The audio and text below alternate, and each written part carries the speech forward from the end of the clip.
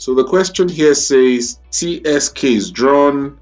We're given the equation of ST, which is 1 over 2x plus 6. And I see every other thing in the question is actually on the diagram. So we're given W is -4 and 4, P is 0 and -4. And we were also told that WR is parallel to the y-axis. And we finally were also told that TSK, the angle TSK is equals to theta, right? So we can kind of see everything in this diagram. So let's get into the questions. So the first question here says calculate the gradient of WP. So as we can see here, that is WP. We have the coordinate of P and we also have the coordinate of W. So with that, we use the gradient formula and we can calculate this.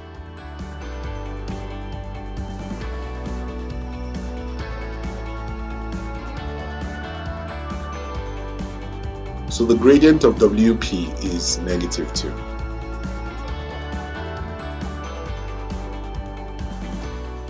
Now, the next question says, show that WP is perpendicular to ST.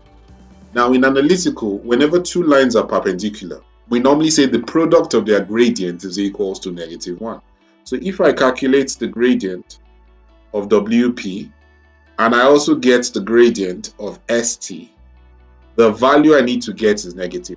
Now, from this question, the previous question, we already know that WP, the gradient of WP is -2. From the information we're given about this question, we're told that the equation of ST is y is equals to 1 over 2x. And from what we understand, the gradient would be 1 over 2.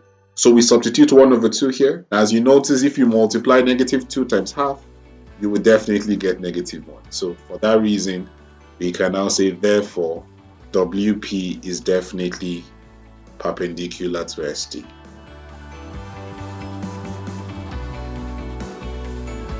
So the third question says, if the equation of SK is given as 5y plus 2x plus 60 is equals to 0, calculate the coordinate of S. If we go back to our diagram, we notice that since S is the point in which those two graphs meet, we can actually calculate the coordinate of S using the concept of points of intersection. The first thing I'll do with the equation of SK is to rewrite it in such a way that it looks like y is equals to mx plus c.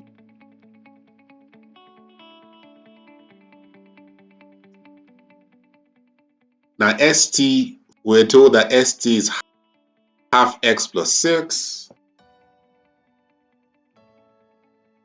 Now we can use simultaneous equation to find the coordinate of S.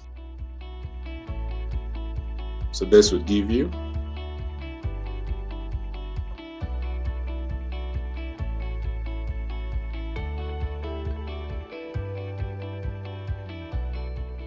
after substitution, x is equals to -20.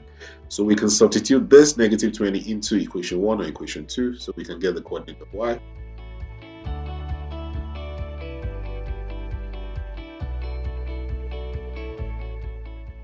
So therefore, the coordinate of S would be -20 and -4.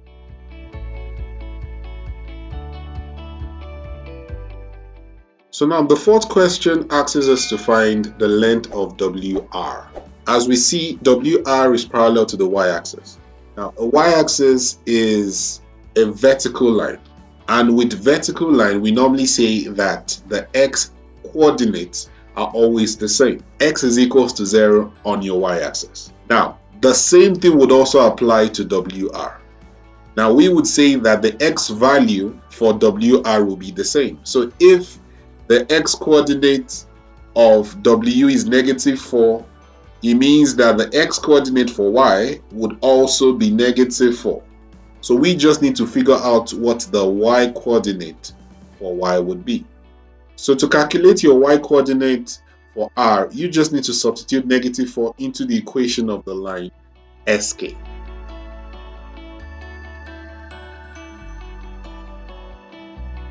The coordinate of R is -4 and -52/5. Now, since we are trying to find the length of WR, we can use the distance formula. So using distance formula, we'll calculate this to be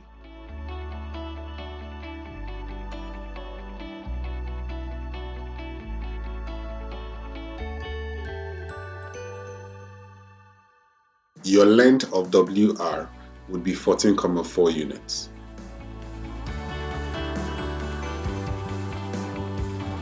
The fifth question wants us to find the size of theta. Now, for us to find the size of theta, we need to use a little bit of Euclidean geometry, and we also need to use angle of inclination. Starting with angle of inclination, I need to get what this angle of this line is and also what beta is. So for this line, let's call it alpha. Okay, so I need to get alpha and I also need to get this beta that we have over there. So doing that, we will need the gradient. Now the formula for angle of inclination is, so starting with the first one, for SK, the gradient is negative 2 over 5.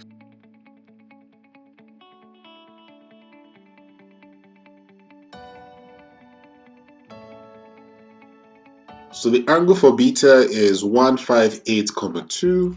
So that's the angle over there, 158,2. Now the alpha, what we created over there, we understand that this line, the gradient is 1 over 2. So to calculate this, we're going to say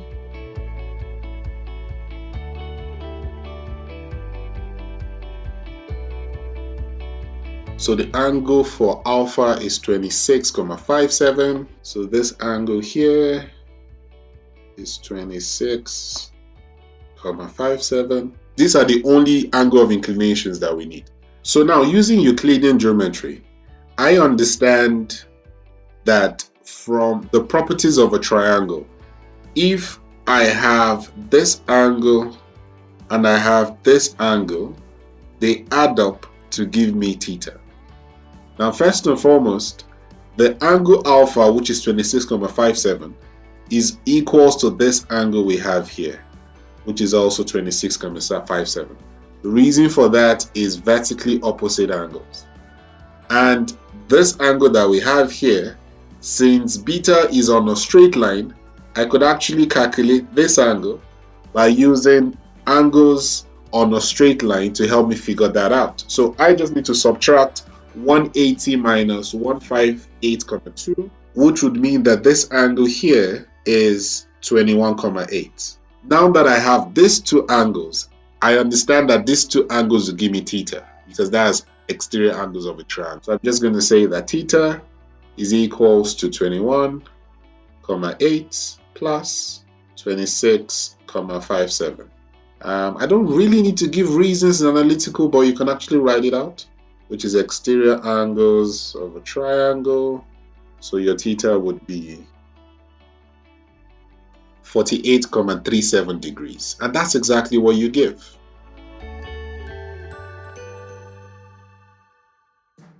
The final question says, let L be the point in the third quadrant such that SWRL in that order forms a parallelogram. Calculate the area of SWRL. Okay, so let's try drawing that. Now, we don't know exactly where the point is going to be, but they said it's going to be in the third quadrant. So the third quadrant is somewhere around here. So using that, putting that at the back of your mind, I'm saying that it's going to be something like this. Yeah, now this is my best guess. It's not an actual value because we don't know what the coordinate for L is. So they tell us here to find the area of this shape. Now, one thing you also need to understand about a parallelogram, the diagonals are also bisectors. What I mean by that is that they divide your shape into two equal parts, right? So you see this SR here. Now, this is our parallelogram, which is, and if I'm going to shade it out, our parallelogram is this, right?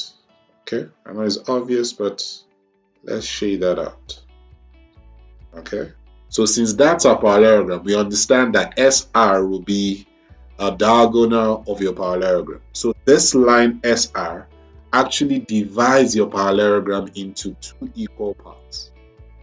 So if I can figure out the area of SWR, which is a triangle, and multiply that by 2, that will give me the area of my whole parallelogram. Now, finding your area, there are two ways of finding your area. You can find the area by saying half base times perpendicular height, or you could use the area rule. And if I'm going to use the area rule here, I'm actually going to say it is half SR times SW sine theta. Now, if I'm able to get SR and SW and the angle theta, so we're going to go with option 2 using the area rule. To get the distance of SR, we're going to use distance formula. And to get the distance of SW, you're also going to use distance formula. And the good thing is that we actually found those coordinates in the previous question. Using distance formula, we're going to get all that. Okay?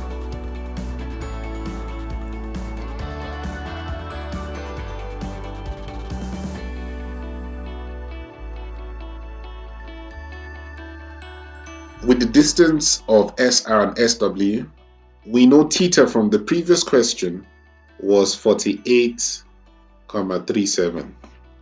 So we just substitute it into the area formula.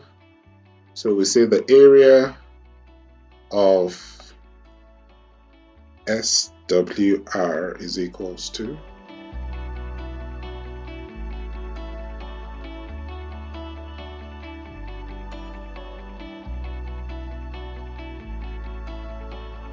so this is the area of that triangle. Now to get the area of our parallelogram, so the whole area of SWRL would be 2 times this value.